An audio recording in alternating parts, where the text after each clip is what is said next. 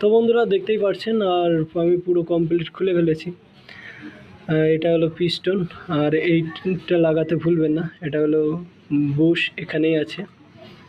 আর পিস্টনের অবস্থা বিবশ্য খারাপ। আর এটা হলো 25 নম্বর পিস্টন লাগানো আছে, এরপর 50 বোরিং করবো আমি।